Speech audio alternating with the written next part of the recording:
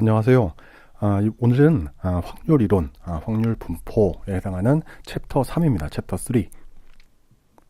통계에서 확률을 갖다 배우는 이유는 통계 자체가 모수를 추정을 하는 거잖아요. 그러니까 추정이라는 거기 때문에 100%딱 정확하게 맞아 떨어지지가 않아요. 그래서 확률이라는 이론을 가지고 와서 이게 어느 정도 맞을 것인가, 어느 범위 내에서 있을 것인가 라는 걸 갖다가 근거 자료로 제시를 해야 되기 때문에 이 확률이라는 이론이라는 걸 배우게 됩니다.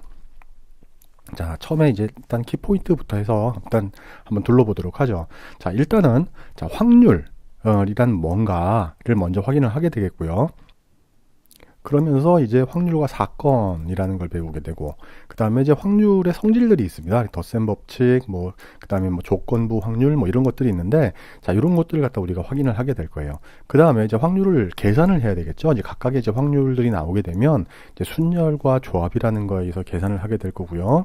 이걸 하게 되면은 이제 확률 변수, 확률 분포, 확률 함수라는 거에 대해서 우리가 확인을 하게 될 겁니다. 전부 다 이게 확률로 표현되는 거기 때문에, 자, 이 확률 변수라는 거, 어떤 변수로서 나타내는 거, 그 다음에 요게 기대값, 평균이라는 개념이에요. 자, 요걸 갖다 확인을 하게 될 것이고, 그 다음에 이제 요것도 기대값 평균 했으니까 또 분산도 알아봐야 되겠죠. 자, 평균과 분산은 같이 항상 따라다니는 거니까, 여기에 또 함께 표준 편차까지 우리가 확인을 할 겁니다.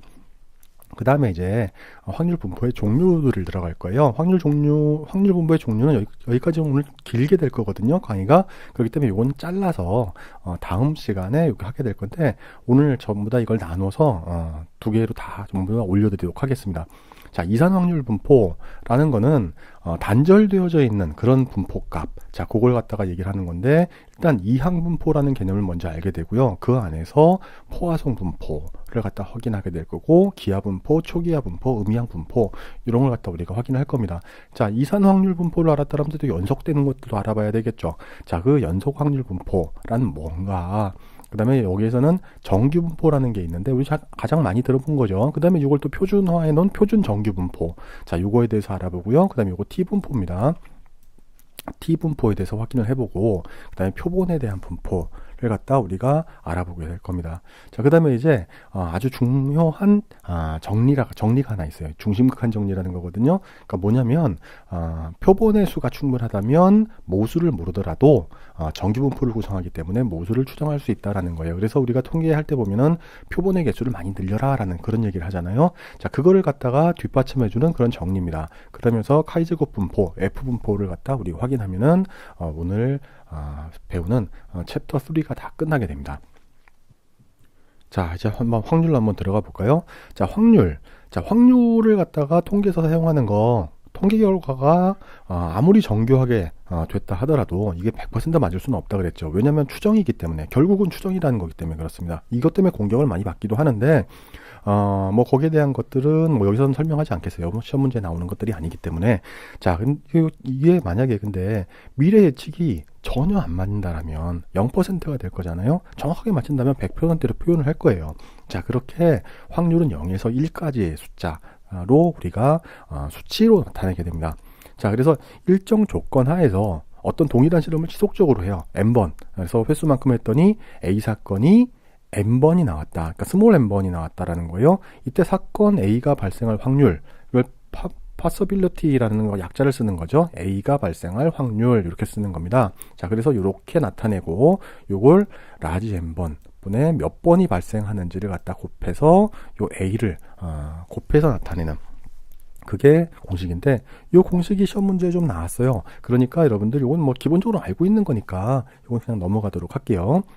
자, 그 다음에 이제 사상이라는 걸 배우는데, 사상이라고도 하고 사건이라고도 합니다. 영어로는 그냥 이벤트죠. 이벤트.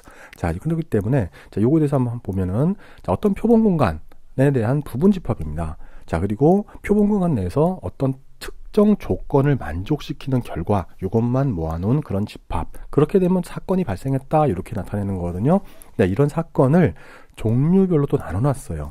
전체 사건, 단순 사건, 공사건, 합사건, 곱사건, 여사건, 배만사건, 이렇게 나왔는데, 전체 사건이라는 거는 표본 공간 내 모든 원소들이 포함하는 그런 사건. 그러니까 다 나타나는 거예요, 다. 그 다음에 단순 사건, 이거는 뭐냐면 단 한 개의 결과값만 갖는 거. 그러니까 단 한 개, 단순하게 한 개만 나타난다. 그다음에 공사건, 공사건이라는 건 뭐냐면은 표본 공간 내에 표본에서 아무것도 발생이 되지가 않았어요. 어떤 원소도 포함되지 않는 사건을 갖다 공사건이라고 얘기하고, 합사건은 어떤 사건을 합친 거예요. 그래서 A 사건, B 사건, 적어도 한쪽만 발생하면 되는 사건. 자, 곱사건이라는 거는 A, B가 동시에 발생하는 거. 여사건이라는 건 어떤 표본 공간 내에서 어떤 사건 이외의 사건, 여사건, 남을 여자잖아요. 여사건. 그다음 배반사건이라는 거는 A, B 사건이 있는데 어느 한 가지만 발생하는 겁니다. 그리고 다른 사건은 발생하지 않는 거예요. 그러니까 A가 발생을 하면 B가 발생하지 않는 거고, B가 발생을 하면 A가 발생하지 않는 거고, 이걸 우리가 배반사건이라고 합니다. 자, 그다음 이런 확률은 어떤 성질을 가지게 되는데, 어떤 성질이냐면 어떤 사건 A가 발생을 한다. 그 사건의 확률은 0에서 1까지 값을 가진다 그랬죠. 0%, 하나도 발생하지 않든가 완전히 다 발생하든가 0%에서 100%에 해당하는 거, 그런 확률을 가진다라는 거죠. 그 다음에 두 번째로 모든 사건에 대해서 확률은 1입니다. 1. 그러니까 A부터 Z까지 사건이 있다. 그리고 다 더하면 각각의 확률로 표현되겠죠. 다 발생하는 게 100%니까 당연히 모든 확률의 합은 1이 됩니다. 그리고 사건 A가 발생하지 않을 확률이니까 A의 여사건 확률이죠. A의 여사건 확률, 이렇게 얘기를 하는데, 요거는 1에서 사건 A가 발생할 확률을 뺀 겁니다. 자, 요렇게 기억을 한번 해주세요. 요것도 시험 문제에 몇 번 나왔어요. 자, 그 다음에 이제 확률의 법칙 들어가는데, 이제 덧셈 법칙, 곱셈 법칙 뭐 이런 게 나옵니다. 자, 확률의 사건, 덧셈 법칙 보면 사건 A와 사건 B가 배반 사건인 경우에, 자, 요런 경우에는 요 합이잖아요. 합집합을 표시하고 있잖아요. 그러니까 사건 A가 발생하는 거, 사건 B가 발생하는 거, 요걸 갖다 합쳐요.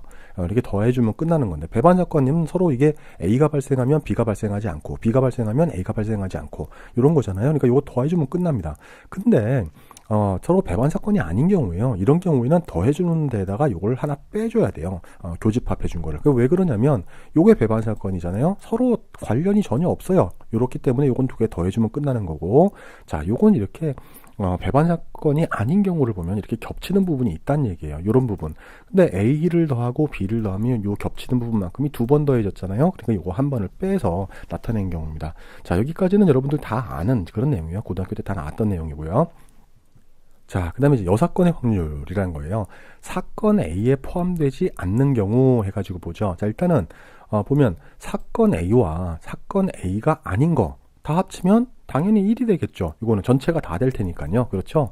왜냐하면은 사건 A의 여집합을 나타내는 거, 요거는 1-PA에 해당하기 때문에 그렇습니다.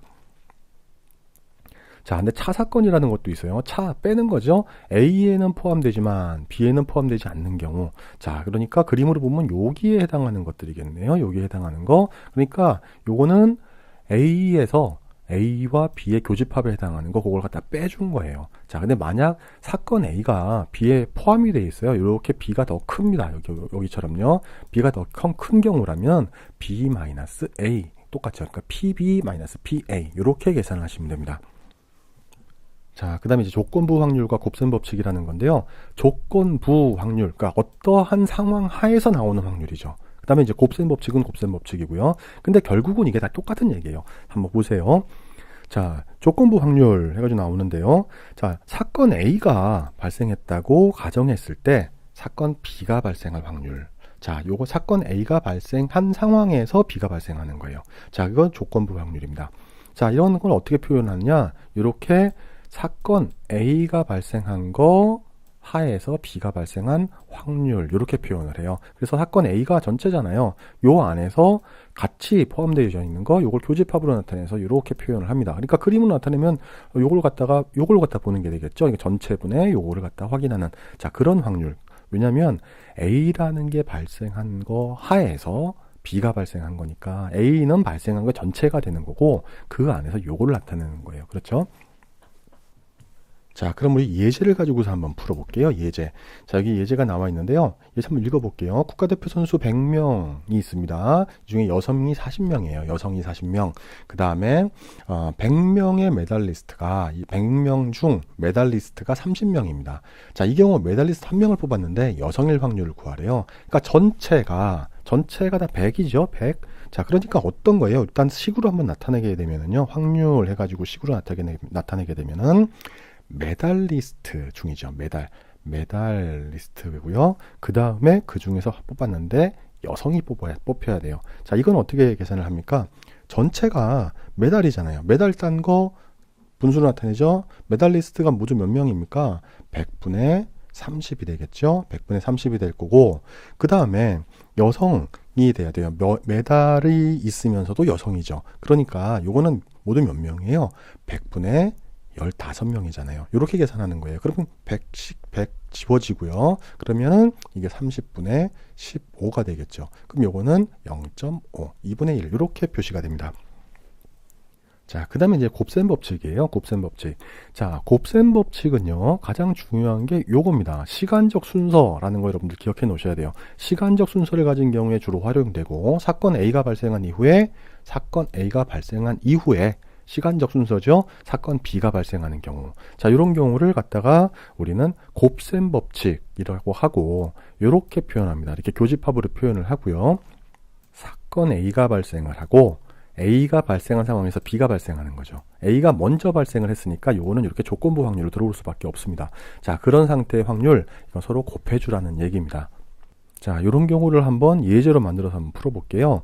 자, 주머니에 빨간 공 2개와 파란 공 3개가 있습니다. 파란 공 3개가 있을 때 요거만 있는 거예요. 자, 빨간 공 다음에 노란 공이 아니고 빨간 공이 아니고 파란 공이어야 되겠죠. 자, 파란 공이 나올 확률은 자, 비복원으로 추출한대요. 그러니까 비복원이라는 건, 복원이라는 거는 빨간 공을 뺐다가 다시 집어넣고 새로 또 다시 뽑는 건데, 비복원이니까 빨간 공이 먼저 발생을 하고 그 이후에 파란 공이 나올 그 확률이잖아요. 자, 그러니까 요거는 곱셈 법칙을 이용해서 확인을 하는 겁니다.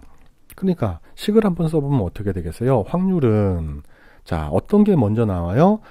우리가 빨간 공을 갖다가 뽑아야 되잖아요. 빨간 공 뽑힌 거 레드, 그 다음에 파란 공이 뽑히는 거죠. B, 요렇게 블루 요렇게 표시를 하고, 이거는 어떻게 된다 그랬었어요?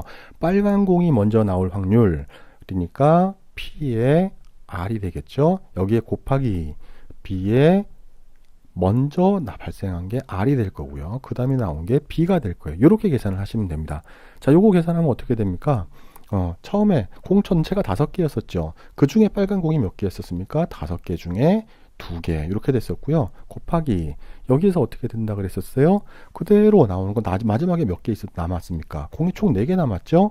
그 다음에 파란 공을 뽑으래요. 파란 공 몇 개 있어요? 3개. 자, 이렇게 해주면 돼요. 그러면 답은 5, 4, 20 하니까 20분의 그 다음에 3, 2는 6 이렇게 되겠죠. 그러면 요건 10분의 3. 자, 이렇게 풀어주시면 됩니다. 자, 그 다음에 이제 결합사건의 확률이에요. 결합사건. 자, 결합 합친 거잖아요. 그러니까 A와 B가 동시에 발생할 확률. 자, 이렇게 나타냅니다. 자, 그래서 요거는 사건 A가 발생한 후에 B가 발생할 확률, 또는 사건 B가 발생한 후에 A가 발생할 조건부 확률, 이렇게 표현을 하는 거고요. 그렇기 때문에 요건 이렇게 표시하면 되는 거죠.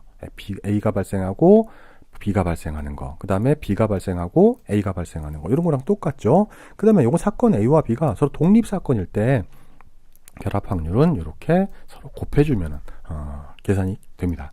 자, 요거는 계산 문제가 실제로 나왔던 것들이에요. 그러니까 요거는 여러분들이 익혀 놓으셔야 됩니다.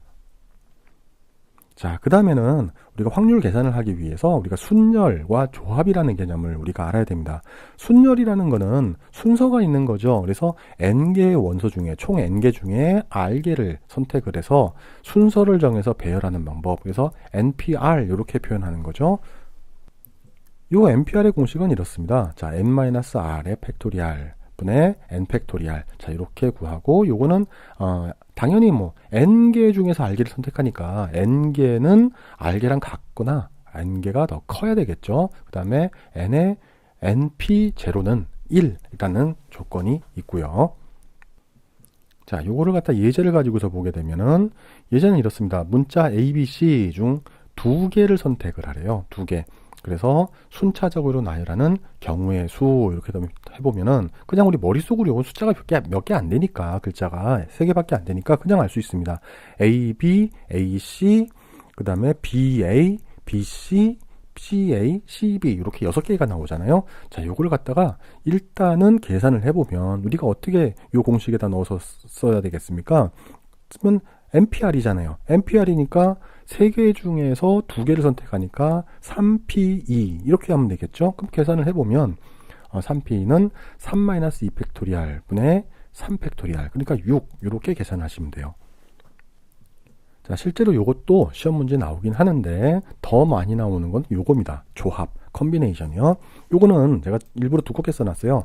N개의 원소 중에서 R개를 선택해서 순서 상관없어요. 그냥 선택하는 방법이에요. 그래서 NCR, 컨비네이션의 약자를 써가지고 이렇게 표현하고요. 요거 계산하는 거는 R 팩토리알 분의 NPR이에요. 요거는 R 팩토리알 다 가로 열고 n-r 가로 닫고 팩토리알 분의 n 이렇게 표현하고 이건 당연히 이렇게 되겠죠. 왜 n개 중에서 r개를 뽑으니까 이건 유지가 될 겁니다. 그래서 계산을 하게 되면 이렇게 되는 거죠.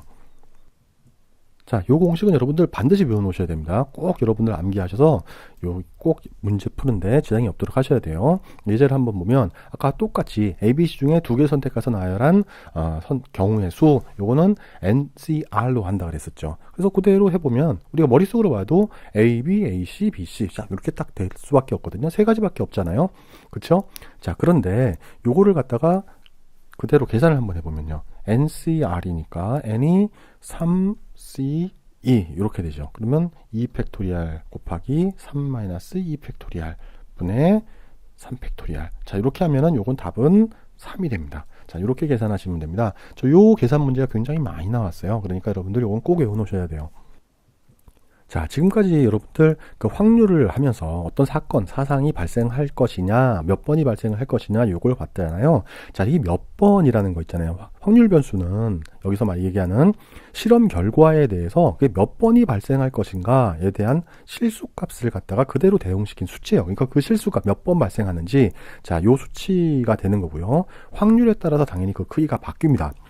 결과가 발생할 숫자는 확률에 의해서 결정이 되기 때문에 이걸 확률 변수라고 하는 거예요. 그 사건이 발생을 하는 게요. 자, 이 실수는 당연히 여러 개가 될 수가 있고요. 확률 변수 우리가 X로 표현을 합니다. 확률 변수 X 그러면 확률 변수라고 여러분들이 기억을 하셔야 되고요. 이 확률 변수는 우리가 알아야 되잖아요. 이게 어떤 건지. 그래서 기대값이라고 해서 우리가 이걸 갖다 확인하게 되는데 기대값이라는 거 보면 평균이랑 같은 의미예요. expectation이라는 거잖아요. 기대값이라는 어떤 사건에 대해서 그 사건이 벌어질 확률 곱해서 우리가 계산하잖아요. 그렇죠? 자, 그렇게 되면 전체 사건에 대한 합한 값. 자, 그걸 갖다 나타내고요.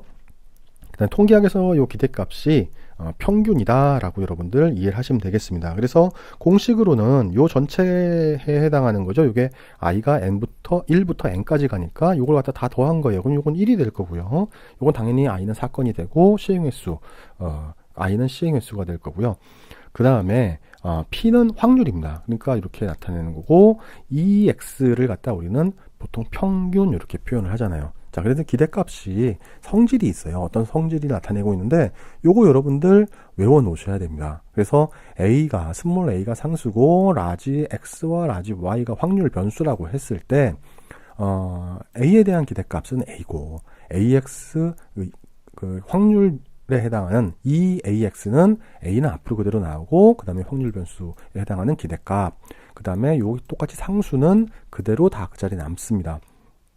플러스 마이너스 부호까지도 그대로 동일하고요. 그 다음에 여기 있는 상수도 그대로 나오게 되고 그 다음에 요거 곱한 거요. 2의 xy 요거는 2x와 2y 이렇게 표현할 수가 있어요. 이런 경우에는 x와 y는 확률적으로 서로 독립이라는 얘기입니다.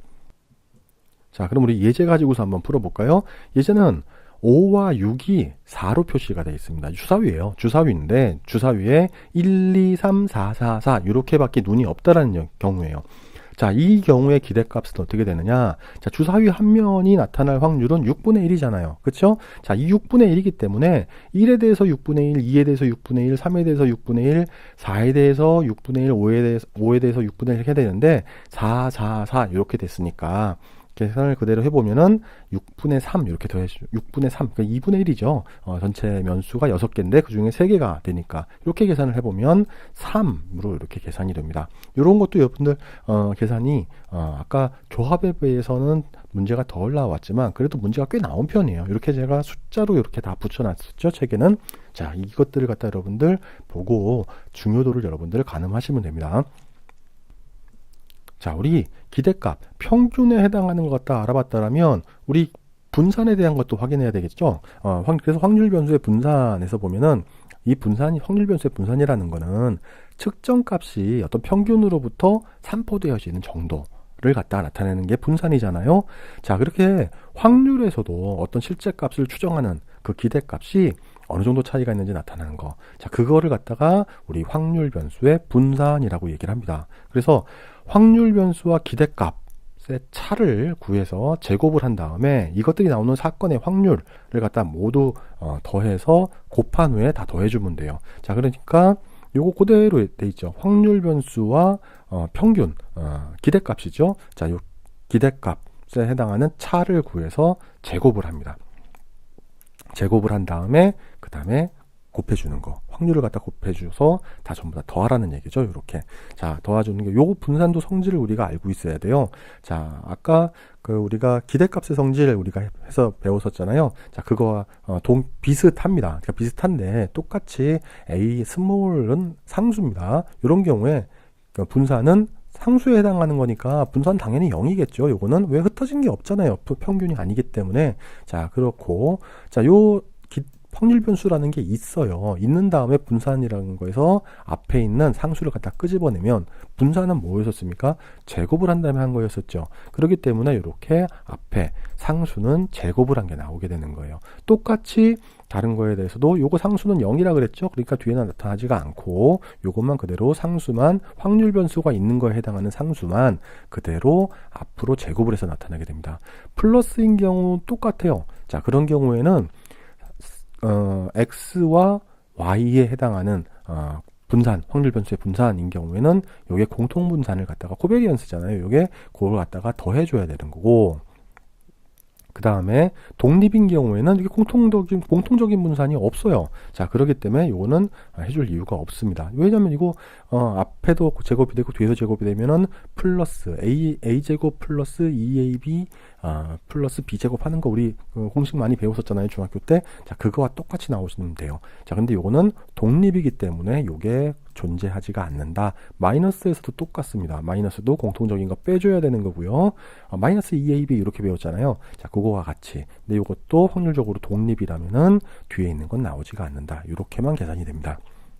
자, 확률 변수의 분산이라는 개념을 우리 알았다면 이제 개념만 알았잖아요. 이제 예제 가지고도 우리가 확인해 봐야 되겠죠. 자, 예제 아까와 똑같습니다. 그런 경우에 기대값이 아니라 분산을 구하래요. 분산을 구하는 경우에 각각에 해당하는 확률, 우리 전체적인 거 우리가 계산을 해냈었잖아요. 확률은 우리가 6분의 1씩 다 똑같았었고요. 다만 4, 4, 4 이렇게 나왔으니까 그것만 2분의 1이었었어요. 그런데 해당하는 값, 우리가 평균을 갖다가 뺐었잖아요. 해당하는 눈의 수, 그러니까 1 마이너스 아까 평균이 뭐였었습니까? 3으로 나왔었죠. 기대값이. 그러니까 1 마이너스 3에 해당하는 제곱 곱하기 확률 6분의 1이죠. 그 다음에 2에 해당하는 것도 2 마이너스 3의 제곱 곱하기 6분의 1. 그 다음에 3에 해당하는 것도 제곱 3-3의 제곱 곱하기 6분의 1은 0이 될 거고요. 4-3의 제곱 곱하기 6분의 3 이렇게 되니까 계산을 해보면 3분의 4라는 게 계산이 됐습니다. 자, 우리 분산이라는 거 알았다면 분산이랑 같이 쫓아다니는 거 하나 있잖아요. 표준편차, 루트를 씌워준 거예요. 자, 그거 해주면 똑같습니다. 분산에다 그대로 이렇게 루트만 씌워서 이렇게 표준편차를 나타내고 있어요. 그러니까 안에 있는 거 풀어주면 분산에 해당하는 공식에다 루트 씌워준 거랑 똑같죠? 자, 그럼 이런 질문을 할 수 있어요. 평균이랑 분산을 확인을 했는데 왜 표준 편차를 또 확인을 해야 되느냐? 그러니까 분산만 알면 되는데 라고 얘기를 할 수 있어요. 근데 우리 지난 시간에 우리 분산은 어떤 거라 그랬었어요? 모든 편차의 합은 0이 나오기 때문에 0이 나오는 걸 피하기 위해서 제곱을 해준다 그랬었죠. 근데 제곱을 해주면 커지면 숫자가 차이가 커질수록 아주 과대하게 커져 버립니다. 제곱이라는 성질 때문에요. 자, 그러면 이걸 갖다가 수치를 보고서 어느 정도 가늠을 할 수가 없단 말이에요. 수치만 가지고서. 그러면 이걸 루트를 씌워서 원래 제곱을 해주지 않은 상태로 돌려준다라면 우리가 그 수치만 가지고도 어느 정도 퍼졌구나 라고 파악을 할 거 아닙니까? 자, 그래서 우리가 표준 편차를 확인을 하는 거예요. 자, 이렇게 우리 확률 변수에 대한 확률 변수에 대한 것들을 우리가 알아봤다면 이제는 이것들에 대한 이제 분포도 알아봐야 됩니다. 분포. 자, 확률 분포라고 우리가 하거든요. 자, 이거는 뭐냐면 발생할 수 있는 사건에 대해서 확률 변수 X에 대해서 우리가 해당 변수가 발생할 확률을 같이 나타낸 거예요. 그래서 발생할 결과에 대한 확률, 요걸 갖다가 그래프나 혹은 요 그래프로 나타낸 걸 우리 확률 분포도라고 하고요. 표로 나타낸 거는 확률 분포표라고 합니다.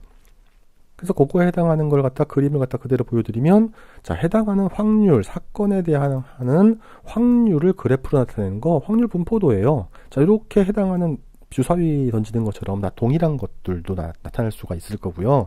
그 다음에 치킨집에서 월드컵 열리고 있는데 요즘이 월드컵 열리는 날이에요. 이때 치킨 많이 먹잖아요. 그때 치킨집 사장님이 요걸 갖다가 판단을 해서 재고를 도대체 몇 개를 가져 나와야 될까. 자, 그걸 갖다가 했을 때 확률 분포를 알고 있다라면 예측이 쉽겠죠. 그런 식으로 이렇게 그림을 나타낸 거예요. 그래서 확률 분포도라고 하고 각각의 확률 분포표라고 합니다. 이렇게. 근데 표보다는 이게 좀 더 직관적으로 눈으로 이렇게 딱 봐서 알기 쉽겠죠. 자, 그런데요. 자, 이렇게 전체적으로 이렇게 다 표시를 해주면 너무 복잡합니다. 이 전체들이. 그래서 이걸 갖다 좀 쉽게 나타낼 수 있는 방법은 없을까? 그래서 확률 함수라는 걸 사용을 합니다. 확률 함수라는 거는 우리가 확률 분포를 갖다 표로 나타내거나 그림으로 나타냈잖아요. 요걸 갖다가 식으로 그냥 딱 나타내버리면 굉장히 편할 거 아닙니까? 그래서 확률 함수라는 걸 갖다 우리가 활용을 하게 되는 거고요. 확률 분포를 식으로 나타내면 확률 분포 전체의 개수를 일정하게 모두 이렇게 다 표현할 수가 있습니다. 그리고 확률 함수라는 걸 활용을 하게 되면 표본의 개수가 많아야 돼요. 많아야지만 거기서 어떠한 그런 함수를 갖다 뽑아낼 수가 있을 것이고, 표본의 크기가 작다라면 표본의 크기가 클수록 전체 모집단에 근접을 합니다. 이거는 뭐 이렇게 나와 있는 얘기인데 전체 이게 모집단이라고 생각을 해보세요. 표본이 요만큼이에요. 요만큼인 것보다 표본 작잖아요. 이건. 근데 표본이 만약에 이만큼이라고 생각을 해보세요. 전체 모집단에 더 접근했잖아요. 이게. 그러니까 그 얘기가 됩니다. 그래서 중심급한 정리 아까 잠깐 키포인트에서 설명드렸었는데 표본의 크기가 많다라면 이거 정규 분포를 이룬다고 했잖아요. 자, 그 최소 단위가 30개라는 거거든요. 자, 아무튼 확률 함수라는 요 간단한 수식으로 확률 분포를 모두 설명할 수 있기 때문에 설명의 효율성이 매우 좋습니다. 그러면 우리 이거 어떤 건지 구분할 수 있어야 될 거 아닙니까? 자, 그래서 동전 던지기를 가지고 왔어요. 자, 우리 동전 던지기 합니다. 여기서는 동전 던지기 하는데 우리가 앞면을 갖다 기준으로 보는 거예요. 자, 동전 던지기를 2번을 해요. 앞면, 뒷면 2개가 나오겠죠? 앞면에 해당하는 거 헤드. 자, HH 이렇게 표현하고요. 앞면에 나오고 뒷면이 나오고 테일, 뒷면이 나오고 앞면이 나오고 이렇게 각각 볼 수가 있겠죠. 그 다음에 이렇게도 나오고, 자, 요게 전체 발생할 수 있는 사건 전체입니다. 그런데 여기서 한번 보세요. 앞면을 기준으로 본다 그랬었죠. 앞면 2개가 나왔어요. 그 다음에 앞면이 하나가 나왔어요. 그 다음에 앞면이 한 번도 안 나왔습니다. 이런 경우에는. 자, 요런 경우라면은 우리가 해당하는 사건에 대해서 우리가 숫자를 갖다 대입을 했죠. 그러니까 우리가 확률 변수라고 하는 거예요. 확률 변수.